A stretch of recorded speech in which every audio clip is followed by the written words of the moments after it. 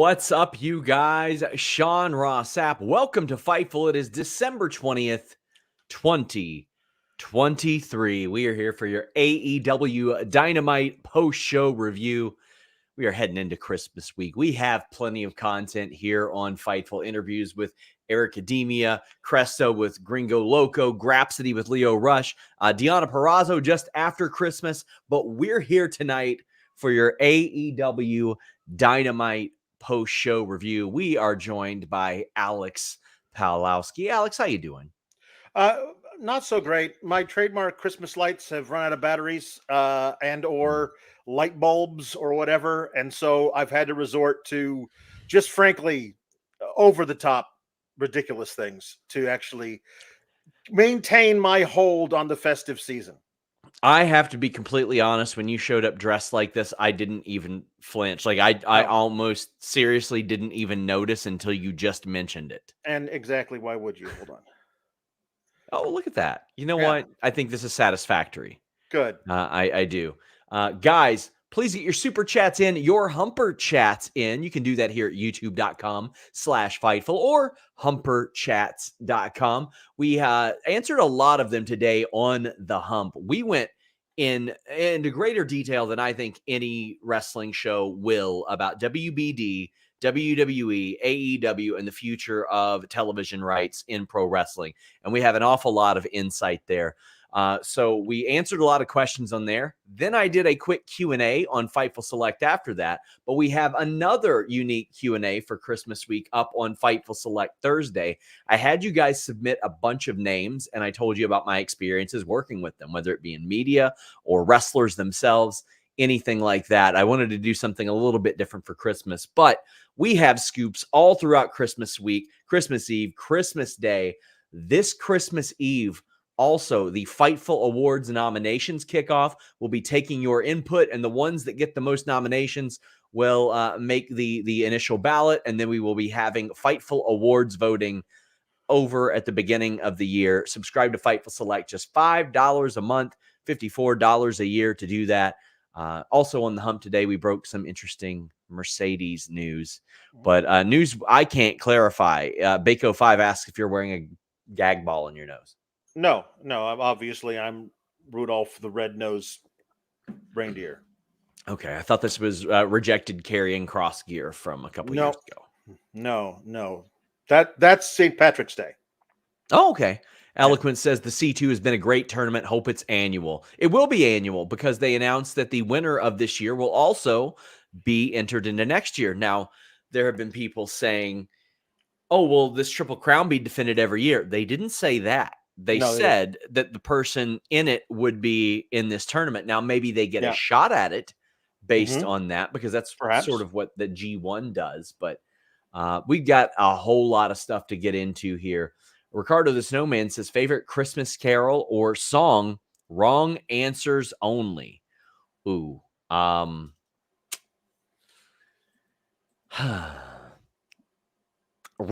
See, I don't sarcastically like any. I'll tell you one of the worst Christmas songs I've ever heard is that Paul McCartney song, the Simply Having a Wonderful Christmas Time. It is one of the laziest piece of shit songs that I have ever heard in my entire life. Yes. Yep. No, I agree. As far as ones, the wrong answer has got to be Christmas Shoes. Christmas Shoes is the wrong answer. I see that all over. I see that right here. Yeah. Wow.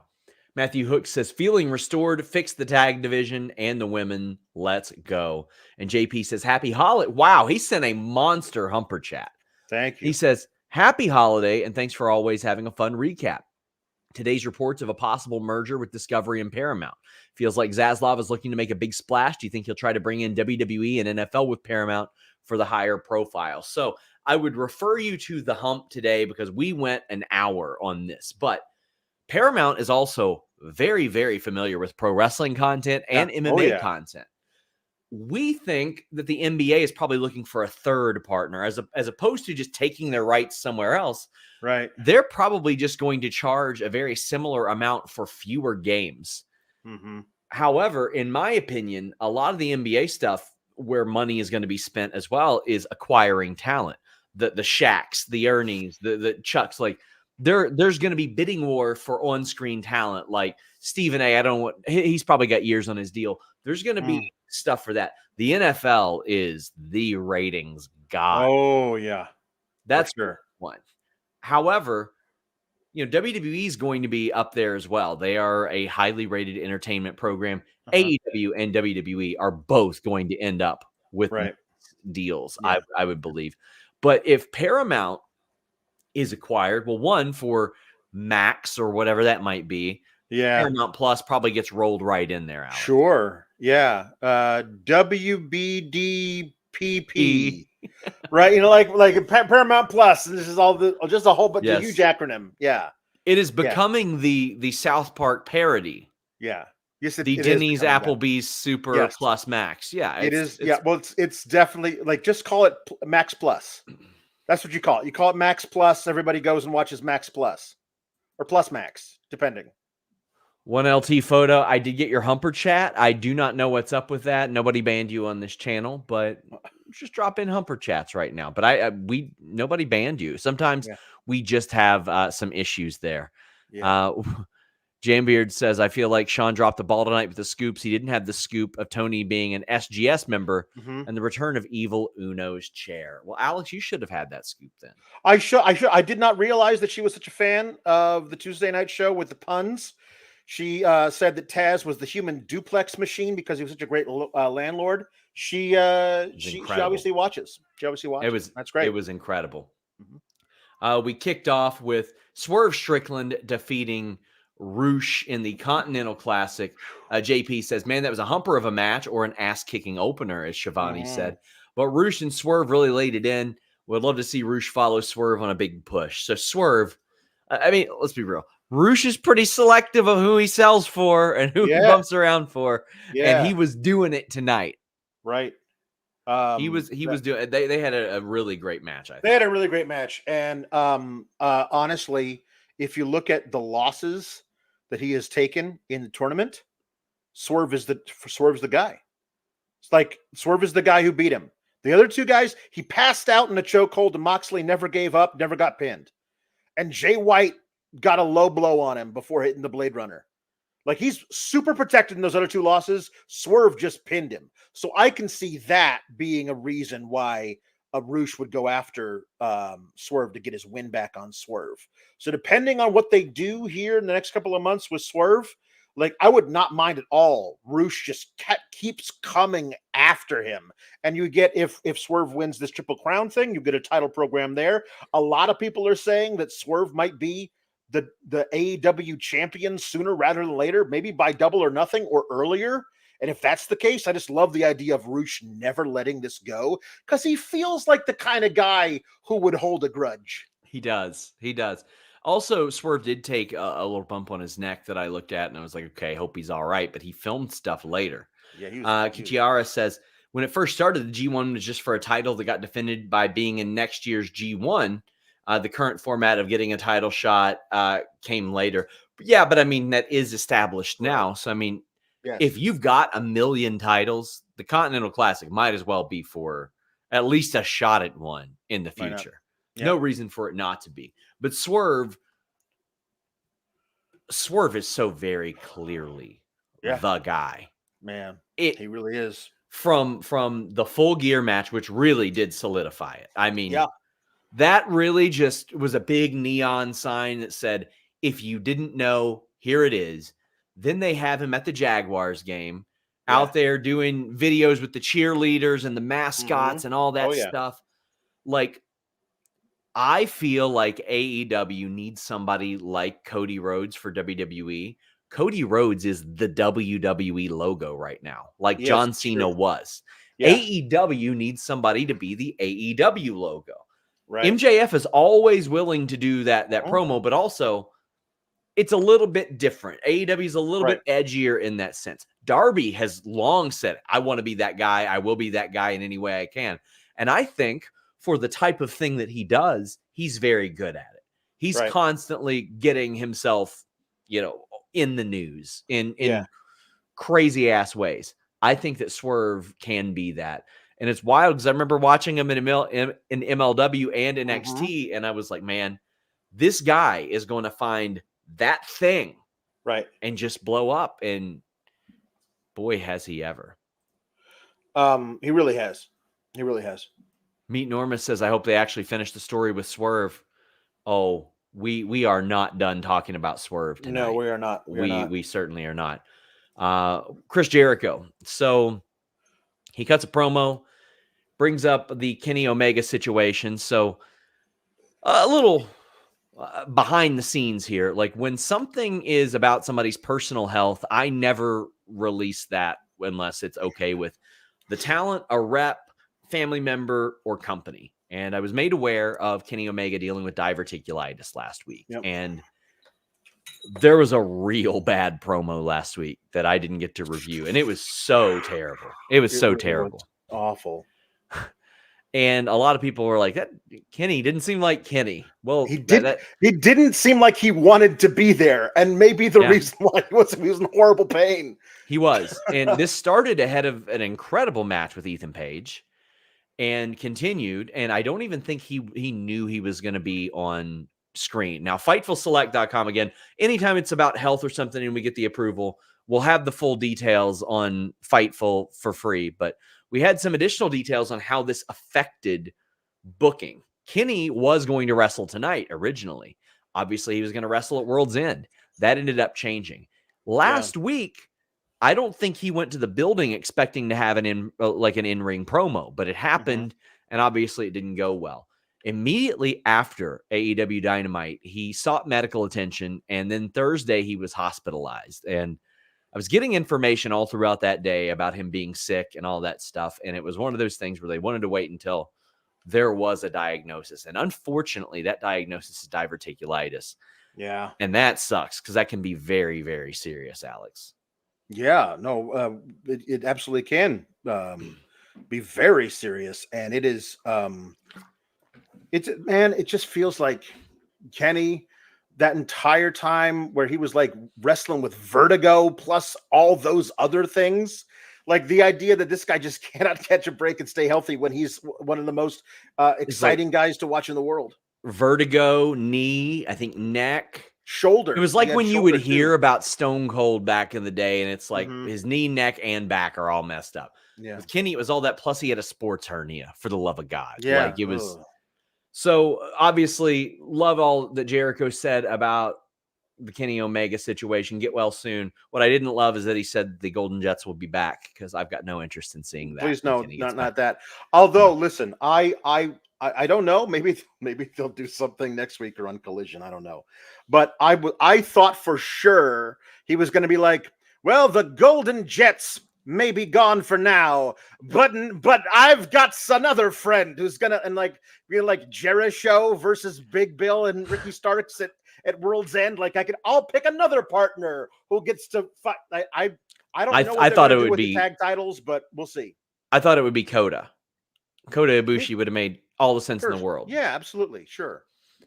Jambeard says, I think they said at the beginning of the C2 that next year the title will be defended in the tournament. No, I don't think they said that at the beginning of the tournament. I think they said the winner of this year's tournament wins the Triple Crown, and that the winner of this year's tournament would be in next year's tournament. But that's not to say that that person still has the championship by the time that this starts next year. I could be wrong. I don't know. Like the Triple Crown thing, I don't know. Is it like with the Owen Hart tournament where you win the title and you get a belt to take home, but you never really defend it? Well, I think the hope, and the way that I've been told is that they could be defended individually, because how is this going to work? No, right. No, the winner this year is the ROH champion and the New Japan Strong Never Openweight champion, whatever it is. So those belts are defended, and you can lose those. But you also are the C2 champion, whatever they call that, Continental Classic champion, whatever that is. But maybe you don't defend that. That's just like an honor that you get to have. So perhaps you get to defend your title in the second annual classic, but that doesn't mean necessarily that like you're carrying a belt into it or not. I don't know. I would like some clarity there. Well, we got some clarity on a match that originally I was like, why is it on Dynamite? Why is it on Dynamite? Mark Briscoe defeating Jay Lethal. I go, yeah, perfect for Rampage. Yeah. The Pride match. Yeah. Then the match happened. Right. And I was like, well, I'm the asshole here. Well, sure. I'm the jerk because this match humped. This was probably the best match of Jay Lethal's that I have seen in years. And I feel like Jay Lethal really needed to have a couple of the matches that he had in this tournament. Now, I thought the Swerve match, the Moxley match, and the Switchblade match were all pretty good. But this one I thought was the best. And funny enough, I think that Mark Briscoe has given Jay Lethal his 2 best matches since the end of ROH. Yeah. By a mile. I don't think it's really even that arguable. Yeah. Yeah. For sure. Not even close. Like they have some incredible chemistry, and obviously they're quite familiar with one another. That is also true. That is also true. They've worked together plenty in the past. Yeah. So my question when talking about this on Collision Reviews has been why even have the match? Like, as the idea that, okay, well, neither of you or both of you mathematically eliminated, so that match didn't happen. Sure. Like they could easily just do that. But then again, I don't like I want that. I just like give me a reason why the match is happening at all. And the reason is for love of the game. Yes. And it's these 2 veterans who have an incredible history together, who are not just going to let the string play out and be done with it. They're going to have this match. And I thought it was really, really good. The best, as you said, the Jay Lethal has been AEW. Mark Briscoe talking about how this is his rookie season as a singles star. Is a brilliant excuse for why he's lost. That's the thing about these 2 guys. Yeah. There are built-in excuses for them to have done poorly. Mark Briscoe publicly says, which I'm told is his idea, by the way, that he is a rookie effectively. Now, he's wrestled plenty in the singles capacity, sure, but he was forced into a rookie year as a singles guy. This is a lot different than, well, I'm going to go after the TV title and my brother's going to go after the world title and we'll team here and there. His brother, unfortunately, is no longer with us. Yeah. And one of the things I've loved most about this tournament was after a Jay Lethal loss, when his friends are consoling him on the stage, and you could see where he's like, I used to be the fucking man. Right. I used to be the guy that people were like, hell yeah, you beat Kurt Angle. And now he's the guy that waits for his friend with the pencil in his ear and the guy with the guitar and the giant to interfere in his matches. And without it, he can't win. Right. That was the most interesting Jay Lethal I have seen in AEW because he is sort of confronted with the choices that he has made as a character. And even he was like, it's like he's us on this review. Now I see it. Now I see that I rely on this interference far too much. Yeah. And I love that because now he loses again. He got swept. So he's got to confront that reality. So I want to see some growth from him as a character there as well. Yeah. I think there's a really interesting opportunity here for Mark to be the one who pulls him away from all the Jeff Jarrett, Sanjay stuff. And maybe we get like a little bit of a face turn. And somebody in the chat was saying, maybe you get a Mark Briscoe and Jay Lethal run as ROH tag champs. That might be a little interesting thing you could do along the way. I wonder if Mark Briscoe will ever be in a regular tag team again. You know what I mean? Because that I could see him doing trios. Like I could for sure see an FTR and Mark Briscoe's the Briscoe and FTR as the trios tag champs. Just do it. Do it immediately. Yeah. I love the 3 of them together. It's perfect. Yeah, and this match was insane. I saw a lot of people. The cutthroat burning hammer is more like a cutthroat angle slam that Briscoe did. But this match was phenomenal. And one day Mark Briscoe.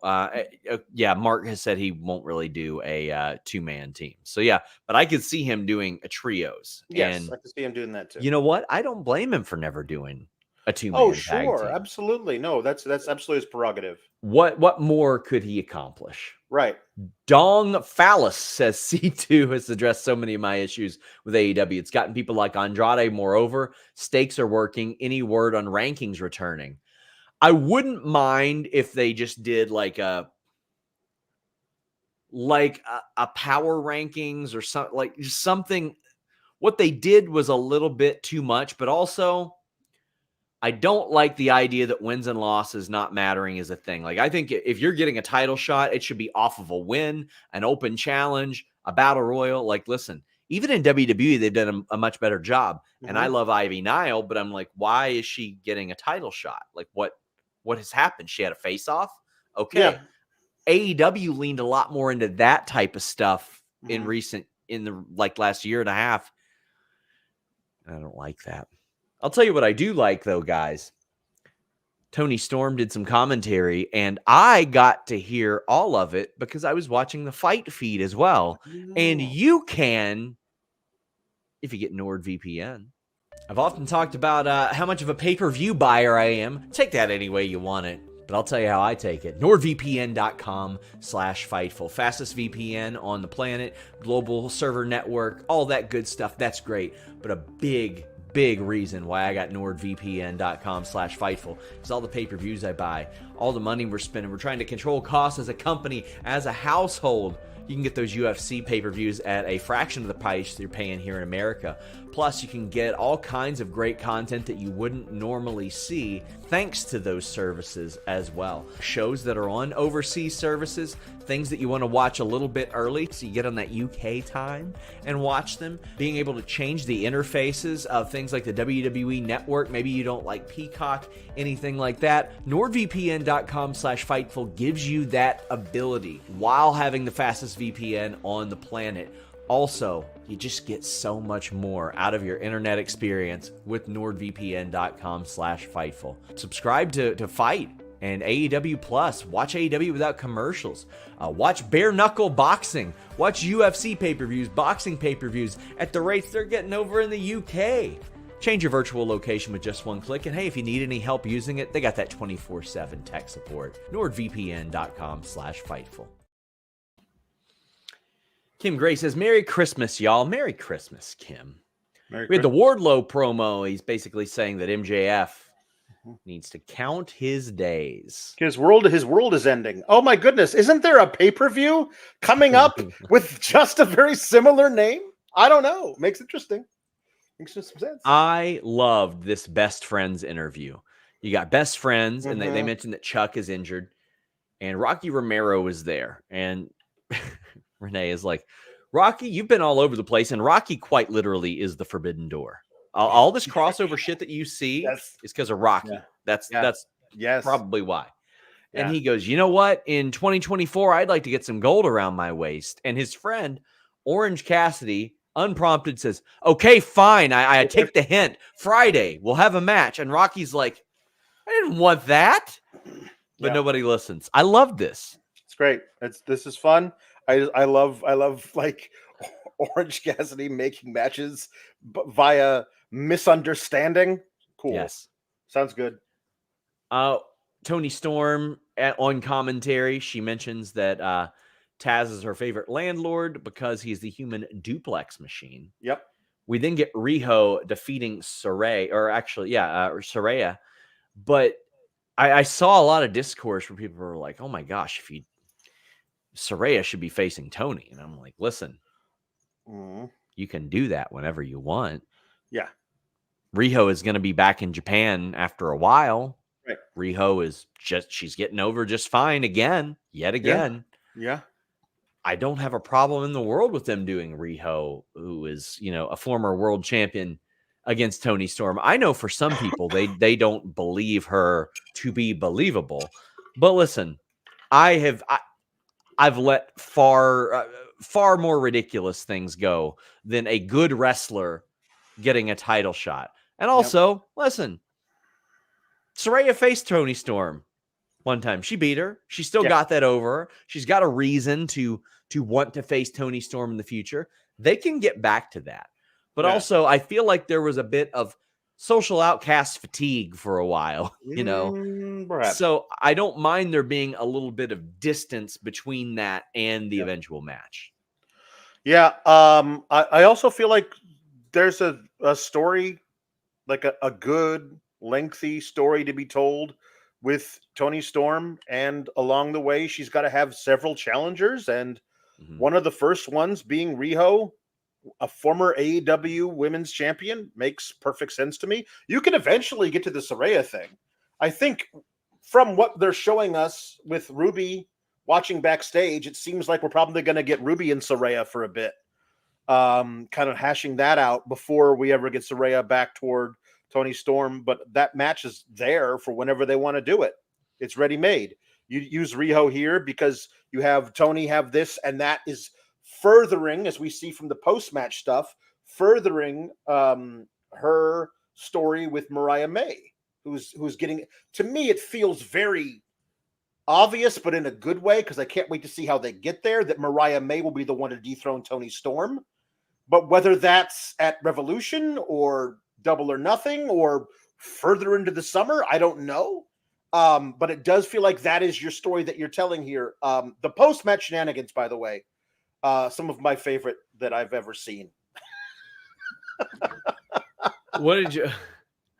really... Go ahead. Her being carried like a baby by Luther down the ramp because she is pointing him toward the ring and he is powerless to stop, so he must carry her. She gets the ring with opera glasses. And listen, I know a thing about funny glasses. Yes.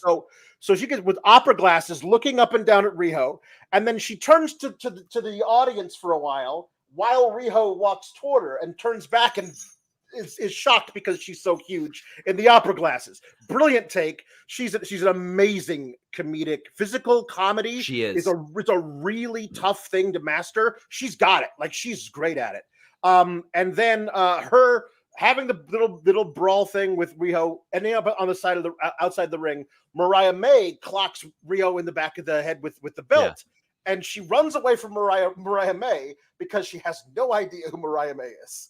Who's been in all of the scenes with her for like 3 weeks. So I just love that she has. Who is this girl? I have no idea. Well, thank you, but I don't know who you are. Like, she's so great. I love it, man. She's really great. This has been a brilliant thing. And I mean, I mentioned the Fightful Awards. It's hard for me to believe that if she doesn't win Women's Best on Promos, that she won't be right on top. Yeah.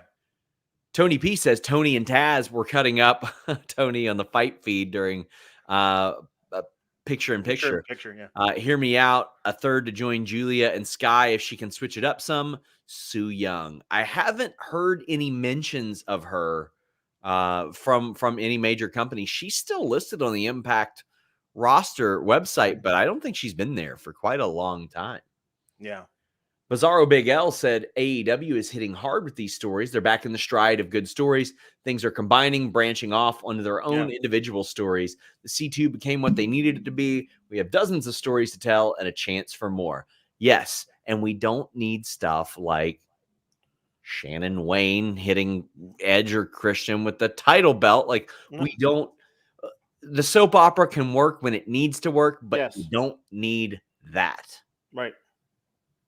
Jambeard says, if Rey Mysterio is believable to beat guys like Taker, Kane, Kali, Batista, then Riho is believable to beat people like Tony, Britt, or whoever. I completely agree. I got no problem with it. I think that people looking for a problem are just going to find a problem wherever they can.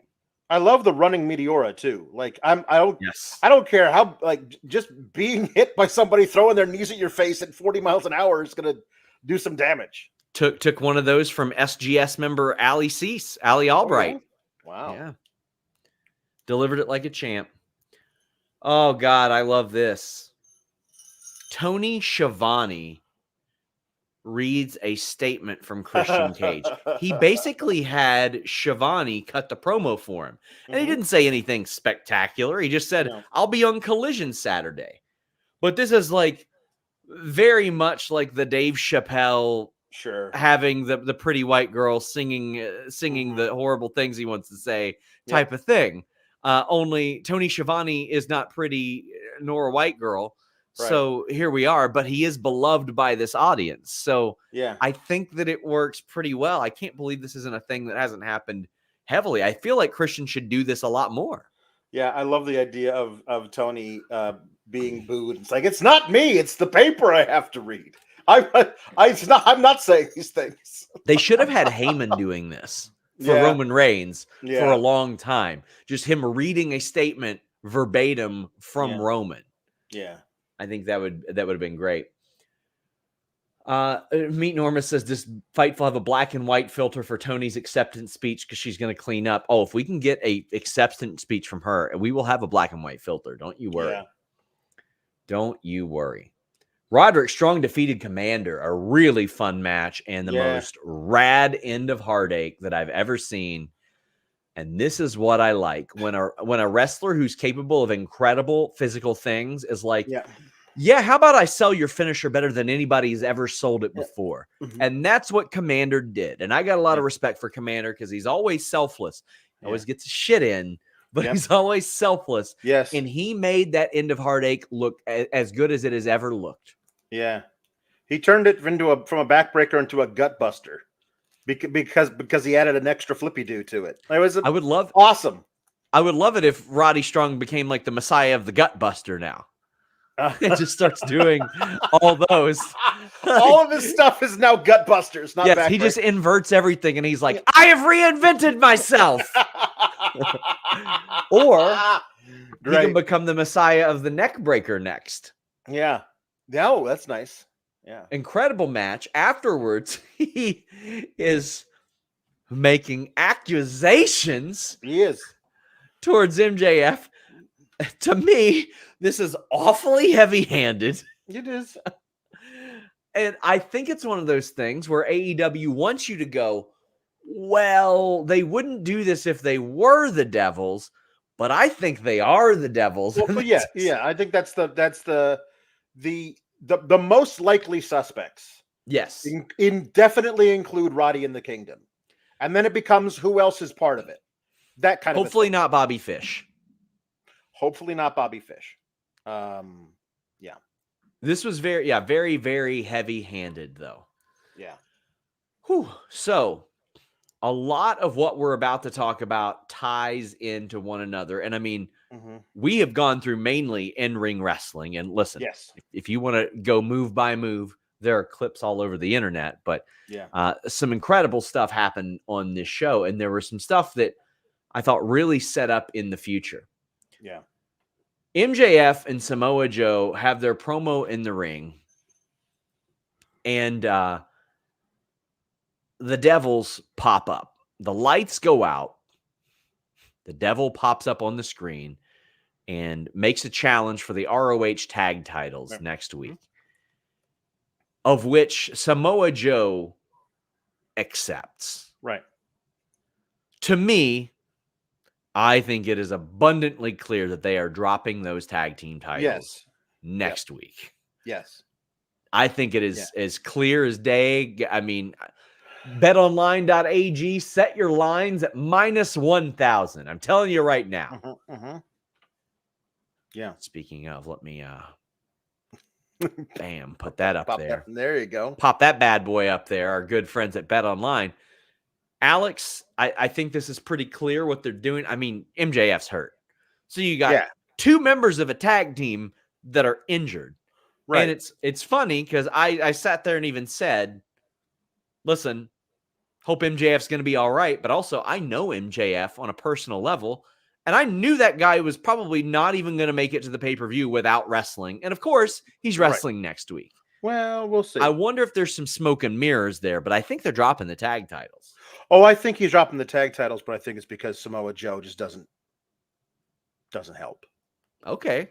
Like that's it. Like that's where that's no, like no, sorry, I'm not doing this. Walks away, leaves him there. So because the whole thing to me is that so I honestly really loved Samoa Joe's part of this. It's like I thought it was Hangman. It obviously wasn't Hangman. We saw him get beat up.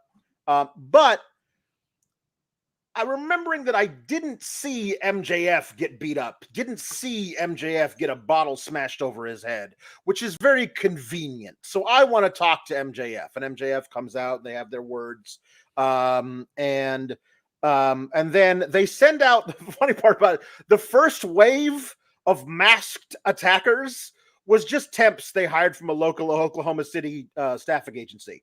Those people were not at all affiliated with anything. And then after that first wave was easily disposed of, then the actual masked guys came out, jumped over the railing. They were the ones wearing gloves. All the other guys didn't have gloves on. I guess they couldn't find gloves for them to match the rest of the like long sleeve shirts. But I liked all of that.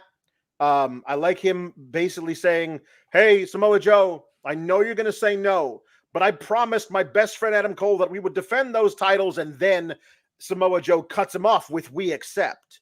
And then he says to Max, the best thing we can do to find out who these guys are is to use our bare hands and get a hold of them. So that's why we're having this match next week. And my thing about it is the reason I loved that the match never happened last week or whenever it was is because in a match like this, your number one thing, if you are Samoa Joe and MJF, is not even to win the match. It's to pull the masks off the guys you're fighting. If they're actually, we assume they're going to be wrestling in the masks so that their identities are concealed. But if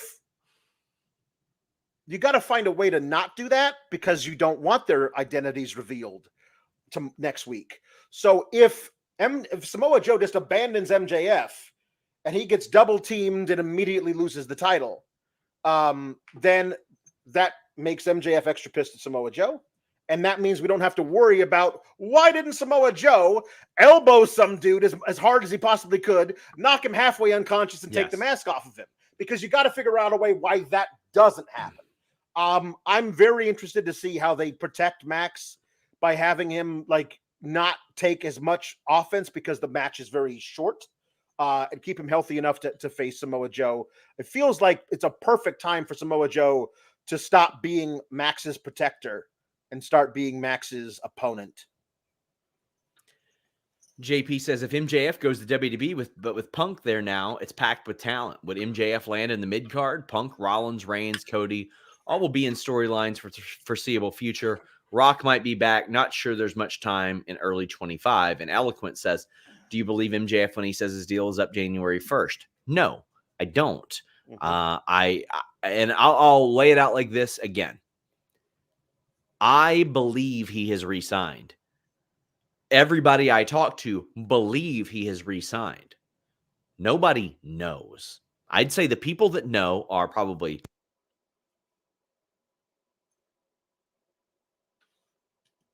Can't hear you. Don't happen. There you go. I accidentally muted myself. Where did I cut off? I think it's either... Okay. The people that I think know are right. MJF, Tony Khan, Mega Parrot, probably Chris Peck, and maybe Alicia Atut knows now. That's about it. Because everybody that he's told, he claims that his deal is up. And it's a very smart thing for him to do because it clouds things up for people like me who are asking people all the time, when's the deal up? Everybody can suggest something. But if he went to WWE, he would almost certainly be a top guy, and he'd be a top guy for a particular reason. The same reason that Cody Rhodes, despite being an undeniable talent, is a top guy. The reason they rolled out the red carpet for Jade Cargill. The reason why, even though his deal expired with AEW, they gave Brian Pillman Jr. more buzz than he has ever had. They want to show you the grass is greener on the other side. Yep. And that's what you do. Yeah. Jimmy says, please name the devil so this can end. And Jambeard says, speaking of Fish and the devil, Fish is old enough to have seen Lucifer as an angel before he fell. Yes. Jason says, who do you guys think the devil is? They've got me guessing now. I had a feeling it was Perry, but I don't think so anymore. FightfulSelect.com, best $5 in the business, reported last week it wasn't supposed to be Perry, as best we know. Jordan Scott says, who is the devil is like the AEW version of Clue. It's hilarious. Do you think we finally get one member unmasked next week or just wait till the pay-per-view? I would imagine that within the next 2 weeks, we know who they are. And that's my hunch. I think I'll give you 6 or 7 names that I think are behind these 5-ish spots. Adam Cole, Kyle O'Reilly, Roderick Strong, Matt Taven, Mike Bennett. I'll throw Bobby Fish out there just to throw it out there. And the reason is that Adam Cole has a connection to all of these people from Kingdom and Undisputed Era. However, physically, very clearly, one of these guys is Wardlow. Yes. That is the funny thing is, I don't know necessarily how he fits with those guys, but I am the most certain that one of them is Wardlow of anybody. Yes. I'm certain it's Wardlow. I love that they're doing all the promos he's cutting. If he's part of the Devil Gang, he's admitting to it during these promos. Your world is going to end, you're evil, all this stuff. And he's calling you're the devil.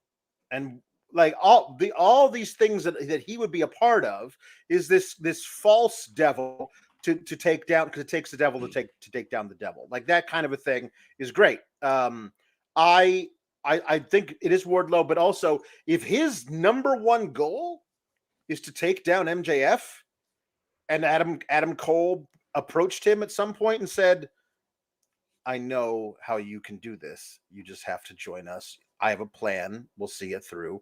I love the idea of that. I think that's great. I do feel like those are the most the top suspects there as well. I wouldn't mind it if there was somebody out of left field. I wouldn't mind it if, for example, Sean Spears was part of this, because he's a guy who also has some bad blood with MJF from the past. Just him being one of these guys. I don't think it's him. Okay, well, I'm not saying he's the devil. I'm just saying it would be kind of cool if he was part of the whole group of people. It would be kind of cool to find other guys that specifically have a grudge against MJF and have them be part of it. That's all. Knock Bogan says, Roddy Strong, the messiah of the arm drag. I'm going to be the messiah of the drop toe hold. That's what I'm going to do. Nice. The devil and his goons are Dark Order confirmed. It's the return to the chair. According to the one guy in the crowd near the cam, it's Bully Ray. I heard that. And I heard a guy go, Double J, which I thought was very funny. Yeah. So one of the highlights of the show, backstage, MJF is looking around. He finds a mask, and it's outside the Mogul Embassy affiliate door. He beats down the door, and Prince Nana answers, and MJF pushes him around. And Swerve immediately steps out and says, be careful with my property. Be careful how you handle my property. Oh, yes. Swerve is just the coolest dude, man. It's just so cool. Now, there was a couple of elements of MJF's approach initially that I was like, that's kind of corny. Wish that wouldn't have happened. But then after that, I thought that there was an awful lot given to Swerve here. Yeah. They talked about their history. Yeah. I think Swerve was able to land the more devastating shots here. And I think that's important because Swerve had his star-making performance. And Swerve was like, that tryout that you were crying about on TV? I didn't have to do that. I just got signed. That's how good I am. Yeah. I love the line where after MJF said that they traveled up and down the roads together years before making their names, Swerve was like, yep, you were the best chauffeur I ever had. Yeah. I was like, God damn. Yeah. And then MJF got very aggressive with Swerve. And Swerve said, the last person that talked to me like that ended up hung by a chain in front of 13,000 people. But MJF gave it right back to him. He was like, you bring him up in every promo. It's not creepy at all. Definitely not obsessive. And I like that it ended with Swerve being like, okay, listen, I've got an issue with you based on what's happened here, but I am not the guy that you're looking for. He said, I'm not the devil you're looking for, but if you keep waving that title in front of my face, I will bring you hell. Goddamn. This is a situation where I don't think imminently is the plan, because in my opinion, I think Samoa Joe's winning that title. Right. But I think the person that wins that title from him is Swerve Strickland. Yes, I do think so too. And this face-off was Yeah. phenomenal. Yeah. It was incredible, Alex. I think that if with a torn labrum, which is what's been reported that will be out with MJF, that it will be a while before he is back and ready. And even if he's ready, even if he's ready before this, I think the next time we see that face off, the title will be around Swerve's waist. Like, that's the cool thing, is that I don't know if there were plans for MJF to retain the title at World's End and move on. Maybe we do this Swerve and MJF thing afterwards. But if he's got to go away because he's legitimately injured, then yes, he's dropping the title to whoever he faces at World's End. And that just happens to be Samoa Joe. Samoa Joe's great. I can't wait to see what wrinkles they throw in for Samoa Joe as the champion. But he's the kind of guy who it's an awesome thing for let him be a world champion again, like he should have been several times over for several years and was not allowed to be. Give him that honor. Let him carry that title. Would be great. But he doesn't have to be a guy who holds the title for a year. Yeah. He's a perfect dude to, like, because when Samoa Joe is carrying the title, that title is in very good hands. Yes. And also it feels right. And whenever it's time, if it's a couple of months, whenever it is, Swerve is the guy who gets a title shot. Swerve takes it off of him. Swerve is the guy who holds a title for a long time. And makes it very, very, very important. Jamal says, Swerve and MJF promo has me questioning if Joe wins. I mean, I think based on MJF's injuries, that's why I think he's probably losing the title. Although I think that if Adam Cole had not got hurt, I think Adam Cole would be champion right now. Me too. And that makes me wonder, and I have not gotten an answer out of this. I wonder if the Devil storyline was a pivot, because it started the week after that injury. Yes, it did. If so, a phenomenal pivot. That's a hell of a pivot, man. If that wasn't the idea. Dawn says, happy holidays, fellas. Appreciate all you guys do. Rev 22, Swerve debuts. Rev 24, Swerve wins the world title. Division is clear.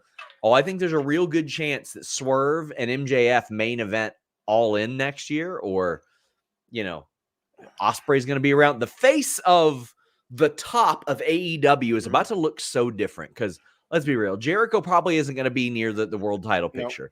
No. Kenny was a former champion. He's going to be out for who knows how long. Right. I feel like they went to the Moxley well an awful lot. Yeah. Punk is gone.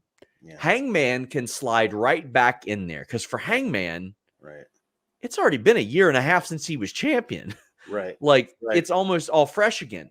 Swerve is solidified as a top guy. I think Samoa Joe is about to solidify himself as a world title. Sure. And not only that, he's like, I got more than a few good years left in me. Yeah. Let's be real. Samoa Joe can alter his style at like 48, 49 years old. Yeah.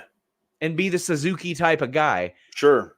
And Will Ospreay's about to show up. That's the thing for me, your All In thing. Like, I think Swerve carrying the title in to All In and Ospreay carrying it out of All In is Will Ospreay winning the title at Wembley from Swerve.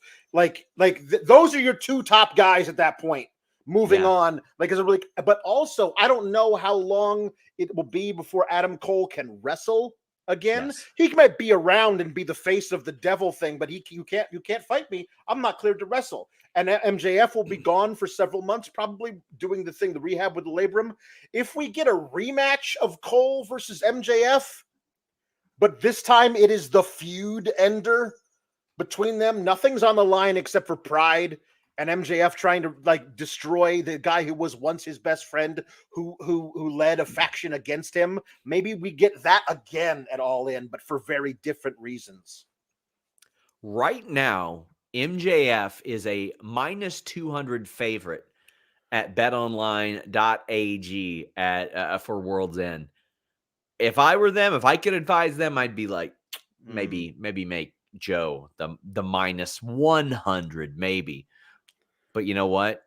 You guys can go make those bets yourself. Hey guys, I'm here to tell you about betonline.ag, the official betting partner of Fightful. It's not just an online platform. They've been trusted for over 25 years. They boast a focus on the player approach and have built their reputation on offering their clients nothing but the best. From cutting-edge technology to enticing promotions and the latest sports betting odds. Whether it be wrestling, MMA, boxing, or football, baseball, basketball, or racing, anything you can think of.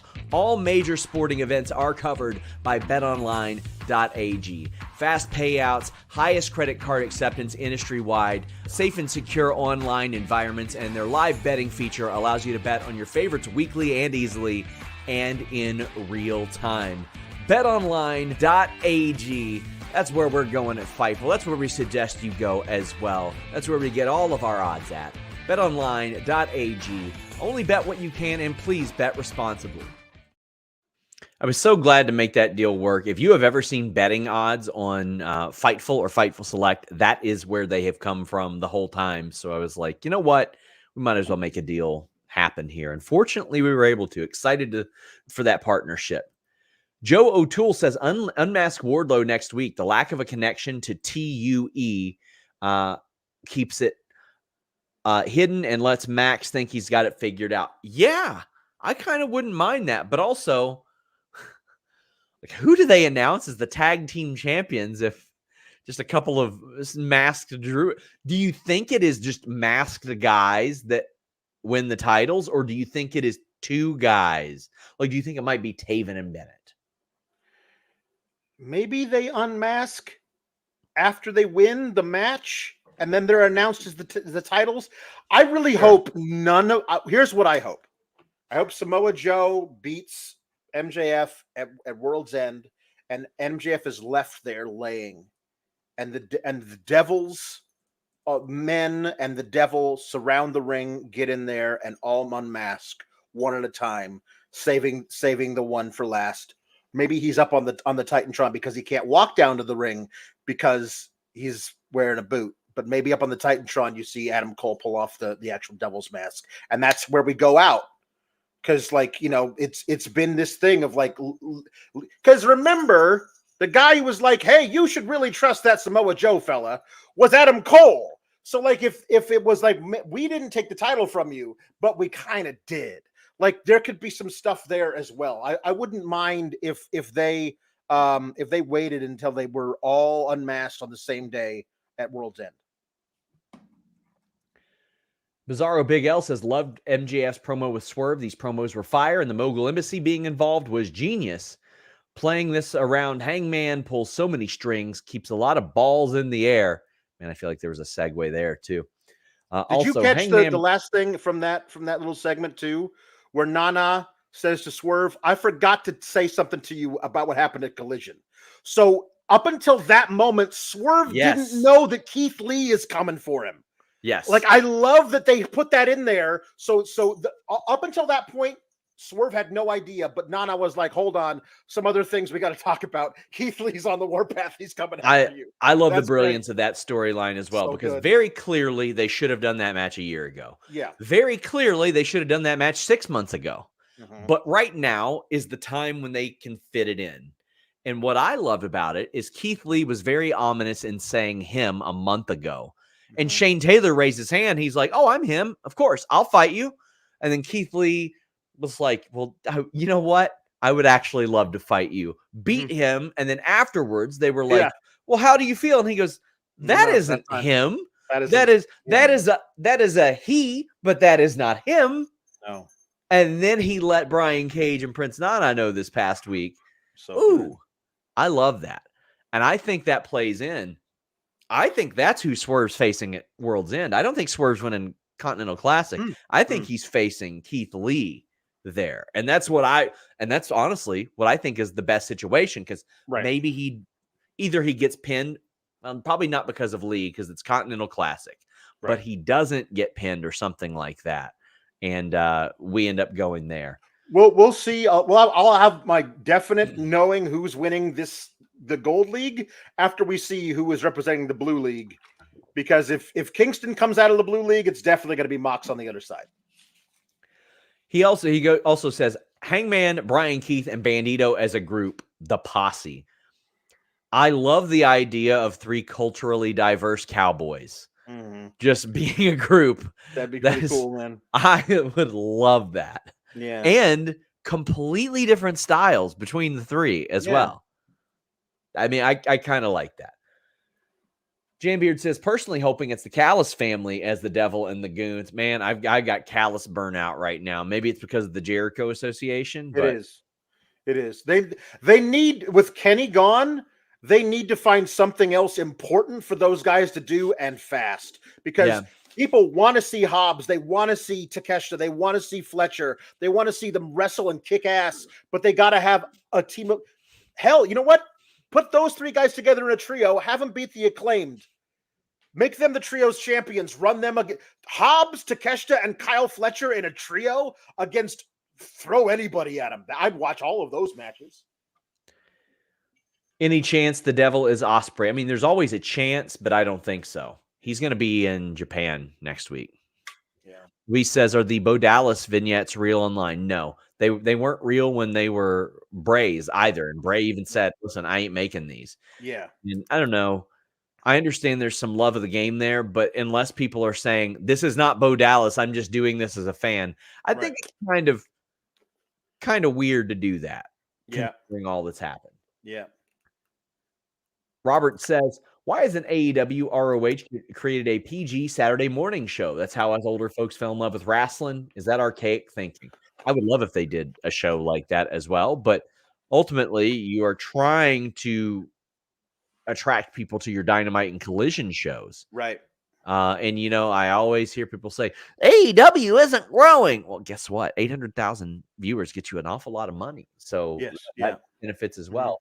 Yeah. But it always grow. I think their growth should be in live events. I think you should do the opposite of what they're doing with these crazy expensive tickets and make them dirt cheap and get asses in the seats. You get kids to invest young in what you're doing and create fans for life. Yeah. That's what I would be doing. Yeah. Jay White defeated John Moxley in the Continental Classic Gold League. It'll be a triple threat with Swerve, which leads Vincent to say, if Brody, Eddie, and Claudio win on Saturday, is there a 5-way tie for the league? They just do a 5-way. I feel like the first year, they probably just should have done one-on-ones at the end of this. Me too. And then in future years, when they go, oh my God, a 3-way tie, it could have meant a little something. The match was phenomenal. Great match. Jay White winning, I'm all in favor of, because he needed that after that. He did. Horrible full gear angle. Yep. But how'd you feel about all this? I thought the match was great. I think the triple threat is going to be excellent. I just wanted to see Swerve and Moxley again. I felt like that was because of the way Moxley beat Swerve. It felt like there's a lot more meat on that bone between those two guys. Going into the tournament, I was like, it's going to be one of those two guys. As much as I love Jay White, I felt like he wasn't. They weren't pushing him at that level, especially after they had him lose the way that they had him lose to MJF. So maybe this is a way of like I'll make good.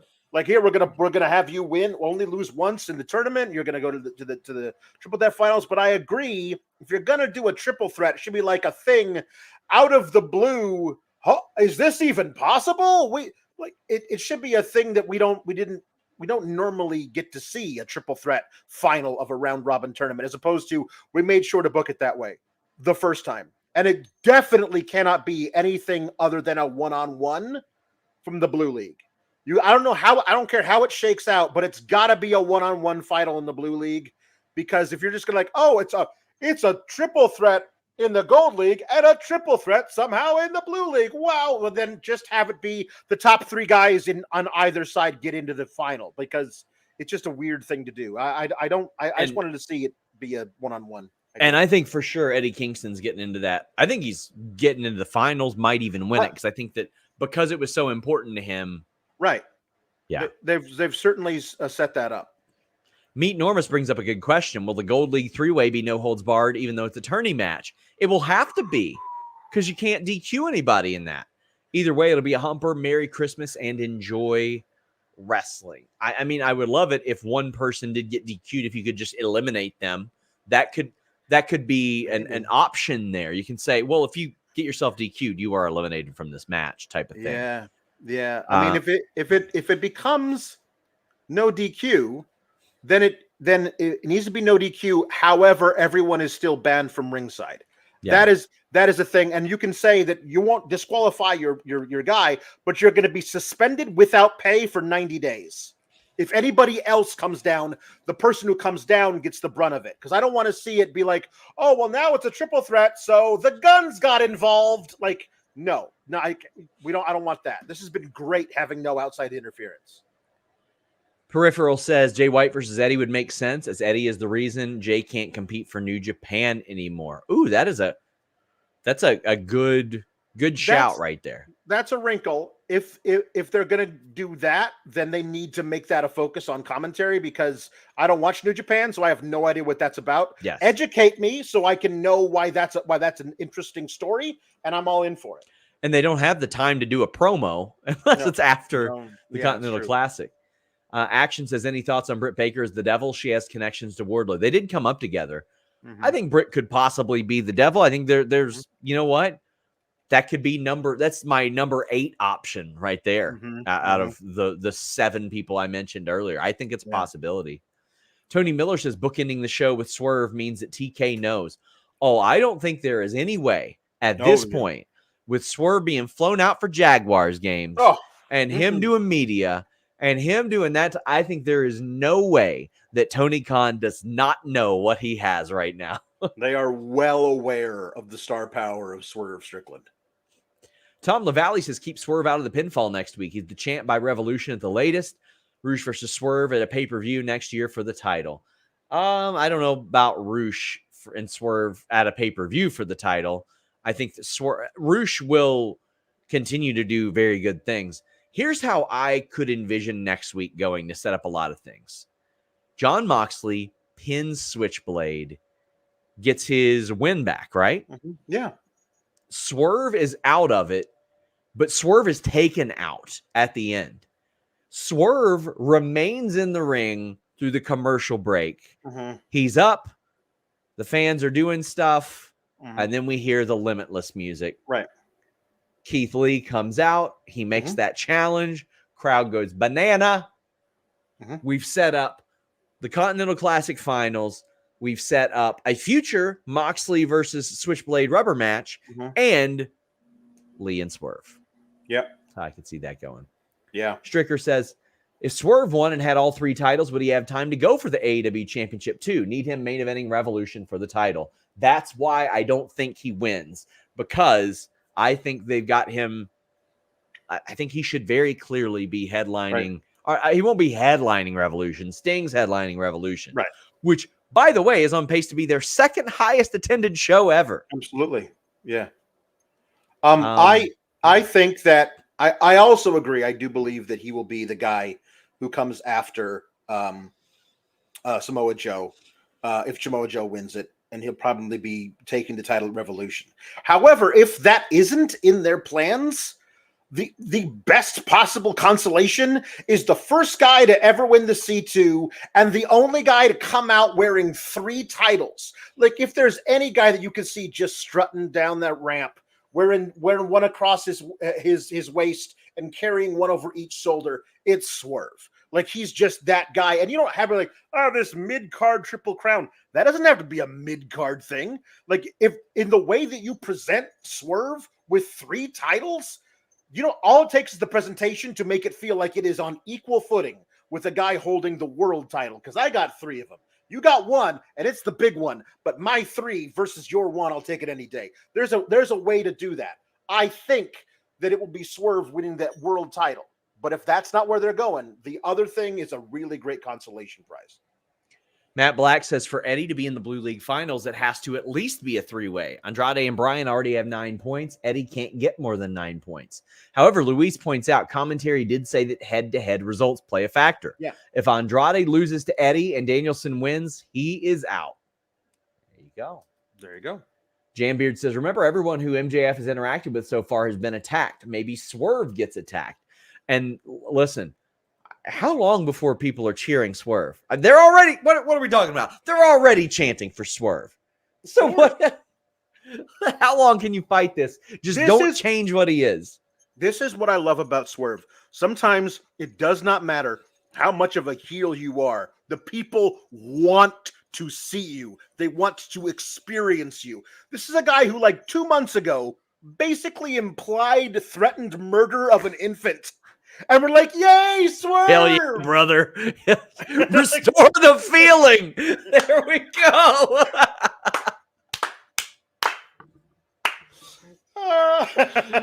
Oh, Jesus. JP says, who takes the pin in the 3-way? I think it's Switchblade because he pinned Mox tonight. Yeah, I think so too. Jordan Scott says, hey, fellas, great show. Jericho aside. Got the triple threat I wanted. You guys weren't for the idea last week. With those 3 not having NXT trauma, I'm willing to let it play out. Who do you see in the finals? Happy holidays, Fightful fam. My predictions are Eddie Kingston versus John Moxley. A built-in story right there. A little sentimental for me because coming out of the pandemic and the first daily show I ever got to see was them teaming. And honestly, Eddie Kingston's babyface reaction made me be like, oh, okay, we've got fans again. Yeah. I think it's probably going to be Moxley and Eddie Kingston, which is never a bad thing. Sure. But man, after that first couple of matches, I was like, give me Swerve versus Danielson. I need it like I need oxygen. And I still do. I am owed a Swerve versus Danielson match. I got to have it before Danielson goes away. Figure out a way to make that a thing because I need it. Guys, I want to thank you all so much for joining us. FightfulSelect.com. That's the most direct way to support us. We break more wrestling news than anybody else. I'm talking every single day we break news there. And if you're getting it on Facebook or Twitter or something like that, you're not getting the complete story. If you followed our Facebook, facebook.com/FightfulOnline, you'd see how many of those accounts I've had to debunk over the last week and a half. Get full context over at FightfulSelect.com. Ask questions on the story. Get access to 40-plus shows a week, including a couple from Alex Pawlowski. But even through Christmas, we've got a lot of great stories over there. But Alex, tell the people what you do. You can find me over on the X, Twitix, at Alex Sourgraps on Fightful Select, reviewing Raw on Mondays with Kate Elizabeth. Tuesday, right here, reviewing NXT. Fridays, we do the Rampage watch along while reviewing SmackDown. That's usually a lot of fun.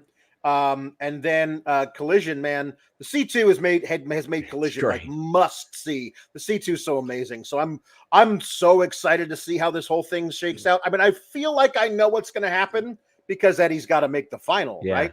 But it is a lot of fun.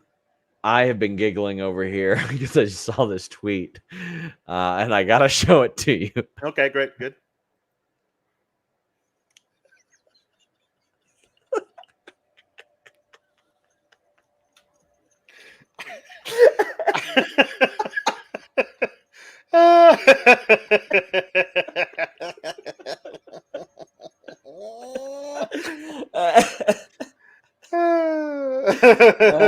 Shout out to Jordan. Yeah.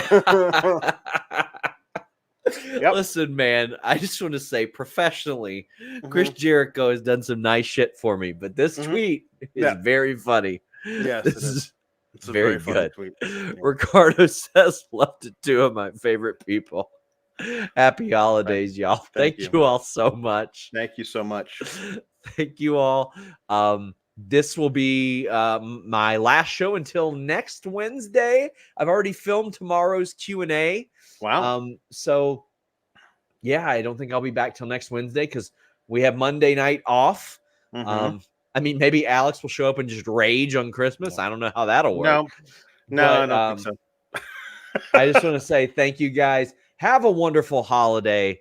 And thank you all so much for supporting us. We are largely community funded outside of a few sponsors. We lose money on the web end of Fightful. Like everybody says, you're going for clicks. I wish, buddy. We don't make money on the website itself. We make money from subscriptions, donations, and our great sponsors. So thank you to all of you who donate. Thank you to all of you who leave a thumbs up, who leave a nice review, who say, I trust Fightful's work. I like Fightful's podcasts. And those of you who support our sponsors, because if you weren't supporting our sponsors, they'd have probably hit the bricks a long time ago. So thank you to all of you who, need to get your wiener hard and use Blue Chew, make a bet and use Bet Online, shave your pubes and use Manscaped, want to watch other stuff and use NordVPN.